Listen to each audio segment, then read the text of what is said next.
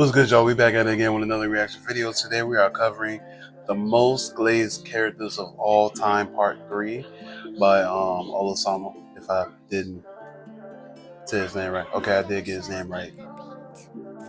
Me having a fact check on live. Anyway, yeah, so obviously I missed the first two. Let me know if y'all want me to react to the first two. But we're gonna react to the third one. So let's just get that around then and see what we're getting ourselves into. Batman with prep time is beating Jesus. Huh? In a 1v1. An hour and a half. I forgot that was a thing on TikTok, and he got blasted for it. That podcast is insane. Homeboy be saying some wild So in stuff our up last there. installment of this series, we went through a plethora of characters like Mihawk, Gojo, Saitama, etc. However, I'd be lying if I didn't say that video missed some pretty obvious candidates. Hey, it's me, Goku. Don't worry, we're gonna get to your fans shortly. I really felt obligated to don the mask once more and become a hater yet again. And plus, some of y'all did mention that you were waiting for this part anyways. So this video will be one of the few times where I'll break my golden rule of spamming a certain type of video. Also, get ready, because a lot of the characters in this video are heavy hitters. Because the first character we're talking about is Son Goku. Now, Goku was a very clear pick to put in this series due to the fact that he's like the most popular anime character of all time. Shoot, he's one of the most popular characters in general. A pure-hearted Saiyan, protector of Earth, and contrary to popular belief, a good father. And a lot of people were wondering why I didn't don't know put him about in the that last one, but the main reason was because we had recently found out about Akira Toriyama's death about 2 weeks before I made the video, and it was still fresh in my mind. So I didn't want to come off as disrespecting Dragon Ball fans so soon after the passing of a man who played a massive role in mine and many other people's childhoods. However, it's important to know that we can't talk about the Goku Glazers without disrespecting the work of Akira Toriyama. With that being said, we can start off with the infamous meme, "Can he beat Goku though?" This meme was derived from Goku being one of the stronger characters in fiction, and boy do the Goku Glazers abuse it. Now, when you hear the meme sparingly, it's pretty funny, but at a certain point, it doesn't even feel like a joke anymore, and people are genuinely just implementing Goku into random conversations that didn't include him in the first place. Goku Glazers have ran this joke into the ground so much that the strength of Goku is seemingly the only thing that people care about nowadays. It's really unfortunate too. Y'all really be making this man look like an extremely one-dimensional character when all you do is glaze his strength and transformations. And I know that Goku is strong, but there are stronger characters out there. If you only talk to a Goku meat rider, you think that Goku is the strongest character in fiction or something. Like, I'm sorry, but Goku isn't soloing all of Marvel or DC like some of his fans may say. Don't even get me started on Superman versus Goku. Some Goku fans will get so mad about the result of the versus battles between these two, but fail to realize that Superman was doing some crazy things throughout his runs. Superman would beat the brakes off of Goku, and that's perfectly fine. Some of these Goku Glazers dead be losing sleep over this fact. It doesn't take away anything from his character, unless of course you boil him down to a device to make random arguments with people online about him beating other fictional characters. Goku fans will also rant about everyone copying Goku and how X character copied Goku because their hair changes color when they transform. We know that Dragon Ball Z has influenced and has inspired many authors. However, calling something a straight up copy or ripoff is disingenuous to the actual creativity some of these creators have put in. Goku himself has been inspired by other characters like Sun Wukong, the Monkey King, or even Superman when you compare their origin stories. There's nothing wrong with inspiration. Some Goku fans just refuse to acknowledge that it exists. Then finally, the worst part about some of these Goku Glazers is that some of them have never even watched Dragon Ball Z at all and just start talking about things that never actually happened. There are times where you can't even have good discussions with these guys because a lot of their claims are just baseless. The only Dragon Ball Z they've consumed is Dragon Ball Z Abridged, which is really good, don't get me wrong, but it has caused irreparable brain damage to some of these Goku fans. For our next character, we got Luffy, who doesn't really have many aspects that I see people glaze personally. A lot of Luffy Glazers will often yap about him being the best character in all of fiction, which is kind of a cliff jump to me, but I can't necessarily blame someone for having that opinion. If that's what you genuinely think, you honestly got it. He's a main character in one of the biggest series of all time. His personality and characterization has never been portrayed as annoying to me, and his development in response to trauma over the series has been great. A lot of the time, though, the Luffy fan Naruto Glazers will have wars over whose ideals are better while trying to dunk on the others. Actually, both try to put down other characters while being obnoxious about their own. I just ain't put the Naruto Glazers in this video because they so happen to be less in number. And I guess we should address the 800-year-old elephant in the room, Year 5. This transformation has to be the most hyped up thing in the anime community in the last 5 years or so.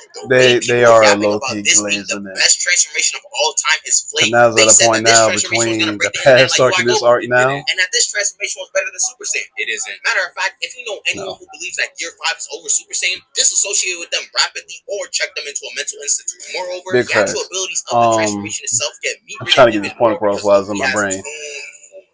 Between the last arc and this arc right now, they're about to abuse Gear 5 now. from Looney Tunes Like this nonsense man to don't even making look sunglasses for out of thin 2 air. or Like 3. Luffy's Toon Force is clearly weaker than what Bugs Bunny can do, and I don't want anyone to talk about this statement and say that Luffy equals Popeye in terms of Toon Force. You are lying. Luffy's Toon Force gets used so much that apparently this guy can beat anyone just because of it. You can make a whole argument complete with all the sources and citations and write a 25-page paper, and a Luffy Glazer will say that Toon Force solos. These guys ignore the fact that he still arguably could have lost to Kaido if Kaido hadn't been fighting so long before his encounter with Gear 5. But you know, my gripe isn't with just Luffy meat riders whatsoever. It's with a greater force than that. I have gripes with those who glaze Oda himself. Now, in the comments of the last video, I saw someone talk about Oda, the author of One Piece, being in the discussion for one of the most glazed characters of all time. Now, Oda isn't a character at all. He's in fact a real person. But I don't really care. I'm making an exception. This is my video. Firstly, I probably should address that I'm not a One Piece hater at all. Like, I think some of y'all believe that I genuinely hate One Piece when I enjoy it quite a bit. Someone finna be like, oh, this guy always talks about One Piece. He must be obsessed. And that's true. I like the series a lot. I should clarify more often what I do hate about One Piece, though. And it's not even the series itself. It's the nonsense that a lot of One Piece fans say. And they say a lot of it. Like, for example, some people, Oda is like a god to them and have nicknamed him Gada, which is crazy meat gobbling, but I can pass it off as a joke. But for some unbeknownst reason, some believe that Oda can actually do no wrong and he's some mastermind who's played all of One Piece since the 90s. If you believe And the this, fact you're that just you got blatantly eyes. ignorant. The original plan for One Piece was something like Luffy going to the Grand Line, fighting the 4 emperors, finding the One Piece, and calling it a story from there. There were no warlords, supernovas, none of that. Oda is just that good of a writer that he's had idea after idea after idea that he could help build upon in the plot. Like, do you seriously believe that Oda knew what Egghead was gonna look like in 2001? It's actually more impressive that he's able to create ideas on the fly like this. Apparently, he created the supernovas in a short amount of time to make the Sabaody arc more robust. There's nothing wrong with this. A lot of authors have done this in the past when they get suggested an idea, like Kishimoto with Sasuke. Another thing I think gets dragged a lot by Oda Glazers is foreshadowing. Like, I could go more in depth into another video if y'all want, but Oda is an amazing writer. So For them, you might have to, without something like Haki not being fully fleshed out, or make callbacks to past arcs like Skypiea to make Gear 5 even more special. I love the man's work, but jeez, y'all be going overboard with how much y'all believe Oda had everything planned. Before I move into the Quattro Espada, if you're enjoying the video so far and you're new, you might as well subscribe. Anyways, on to Ulquiorra, who has to be a top 3 most glazed character in all of Bleach. I don't know when it happened, but some of y'all be talking about this Ulquiorra guy like he's really one of the top tiers in the verse. Y'all be putting him in Espada gauntlets, and people will legitimately say that he runs through them all. And we all know what Ulquiorra Glazers cling on to too. His Segunda Etapa. This form has caused so many people to say that Ulquiorra is secretly the strongest Espada, which he isn't. The common argument is that Ulquiorra says that Aizen doesn't know about his second stage, and so his number 4 ranking isn't accurate, and therefore he's the strongest, and he fought Ichigo and yada yada yada yada yada. Just because Ulquiorra thinks that Aizen doesn't know about his resurrection, the sad part about it is this man Aizen created the Arrancar and the Espada with the Hokyo. The sad part about it is, granted, he took out base Ichigo, but when Ichigo Hollow like took over, it was up for Ulquiorra. Never knew that Ulquiorra had a second stage. Does it make sense for a mastermind to plan something for someone and not know the full extent of all the pieces in the plan? Imagine you're helping a friend with a game you created, and there's a final boss you want him to be able to beat. Prior to this boss, there are a series of other enemies they should learn how to beat to make sure they are prepared for the final boss. And then there's one boss in the game that just happened to have a second stage that you didn't know about, even though you created the game. It just doesn't make sense. Your number is correlated with your strength. Therefore, Stark, Haribel, Baragon, and Yami are all stronger than Ulquiorra because their numbers are higher than his. Haribel might be suspect though, but for the sake of the agenda, we're putting her above him too. I know he looks cool and he had a cool dynamic with Ichigo with the idea of trying to make Ichigo give up, but he can still be all those things while also not being the number 1 Espada, which he isn't. Next up, we have the King of Curses, Sukuna, who's gotta be the second most glazed character in the series after Gojo. Honestly, if it weren't for Gojo existing, Sukuna would clear everyone in JJK in terms of the most meat-ridden character. Shoot, the author himself, Gege, is a Sukuna glazer. Sukuna has been portrayed to be the strongest sorcerer in history since the 2nd episode, so some of the things are justified. But if you've read the manga, you know that this man Sukuna has had a roller coaster for his character for the past year. Spoilers for the current arc of the manga, so skip here to avoid it. But the nonsense of Sukuna not going all out had all of his fans queued up to start gobbling him for like a month. They started saying nonsense like Sukuna was wasn't trying against Gojo, and he's by far too strong for anyone in the series to handle. When in reality, both Gojo that and whole Sukuna are fight neck in the and neck in manga. strength. Like, Sukuna was definitely making himself nervous on purpose for the first time in years to finally feel something in this fight. Or maybe he started bleeding from his eyes to make Gojo feel better about the fight. Like, come on now. And I know plot Kuno was also a complaint going on for a lot of people in the community, and I will admit it was very overblown at times, but I can't blame some people for saying that Sukuna had plot on his side sometimes, because it seemed like some stuff was going his way to actually progress the plot forward. Like, we can't say that Sukuna is just to advance at Jujutsu sorcery, which makes sense, he's the best at it. Or we can call his so-called skill in sorcery him just being a binding vow merchant who has spammed them like Naruto spammed Rasengan. Something that I also believe to be true is that Sukuna Glazes and Gojo Glazes are both equally annoying. And yes, I know that's a hot take. My reasoning is that since Gojo Glazes are more numbered, they automatically seem to be more annoying to deal with. The truth is that they are two sides of the same coin, with both fans believing that they can beat anyone in fiction for some unknown reason. Both ask dumb questions like who wins versus Aizen, or my favorite, Sukuna and Maharaga versus Goku. Class, what do you think is gonna happen if Goku fights Maharaga and Sukuna? Dun dun dun dun dun dun dun dun dun dun dun dun. Time's up. Goku slams his guy. At least with Gojo Glazes, they have a win con in Infinity and Hollow Purple, so they can actually be annoying with his cross-verse battles. Sukuna has strong fire and strong guts. He's not hurting Goku, and that's assuming he doesn't get speedless before he even tries to attack. I don't know. It's just crazy to me that we don't be seeing people say as much stuff about Sukuna fans when compared to Gojo fans. You Sukuna Glazes are lucky that this guy's fan base takes the brunt of the hate, because some of you guys are up there with the worst of them. This segment is going to be kept a bit shorter than usual, mostly because I don't really see too much Minato Glaze. And that's not me saying it doesn't exist. I just haven't come across it. Like, something I commonly see Minato fans talk about is how he had no overpowered Genkai, that he wasn't a reincarnation of an Otsutsuki, so he was pure talent and dedication, making all the things he did that much more impressive. And can I really blame them? Those are true statements. In Naruto, we typically see a lot of other characters with some crazy advantage because of their clan or something. But Minato was able to become Hokage and become the strongest one at that, besides Naruto and Hashirama and Kakashi. Just ignore those guys. Genuinely asking, are people saying he's a top tier or something? Maybe it's the flying Raijin or the run-on sight order that got people in the chokehold. His reign as Hokage wasn't anything revolutionary because it was so short. To be honest, I don't really see what people are talking about.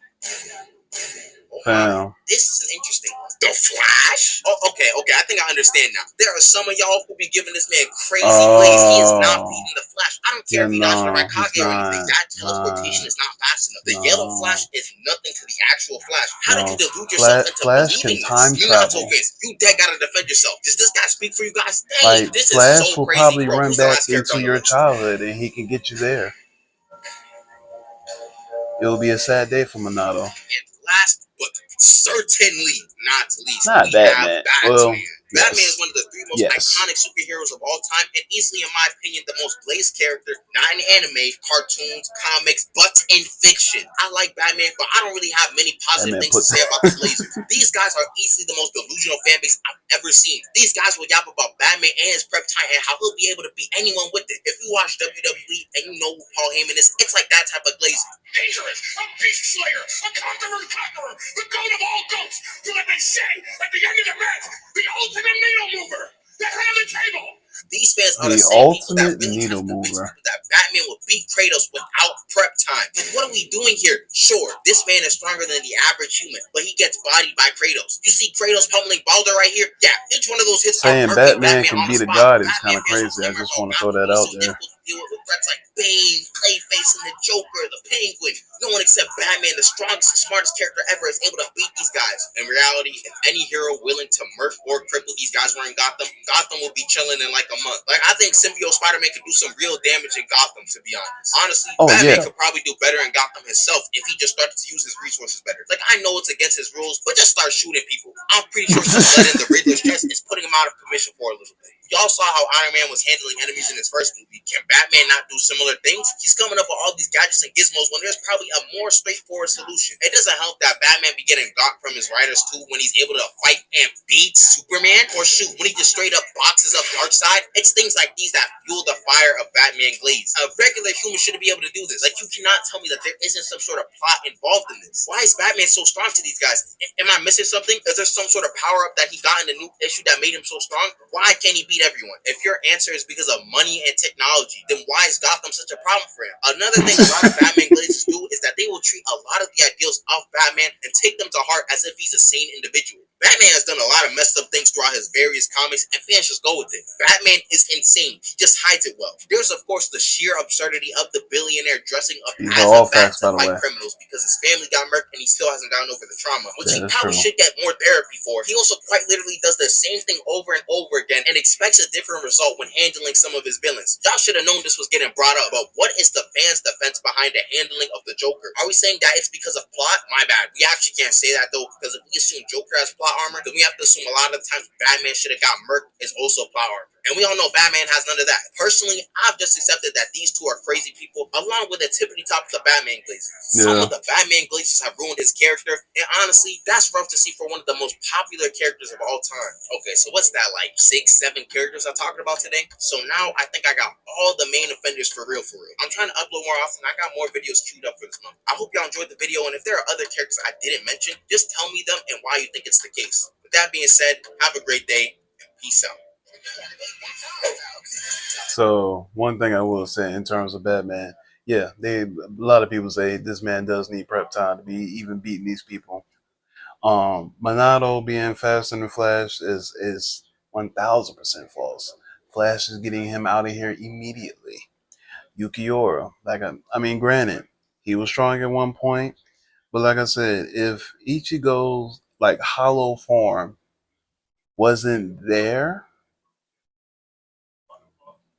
come on. But the fact that it manifested and it almost took over the man, bro, he got Yukiora out of here like that, free. But I think if anything, he hit it on the nail. Goku probably got the most glazing, and Sukuna, yeah, he's right behind Gojo with that. Um, yeah. So yeah, let me know in the comment section if y'all want me to go back to react to the first two of them, and we'll go from there. Like, comment, subscribe. Please subscribe. I'll catch you on the next video.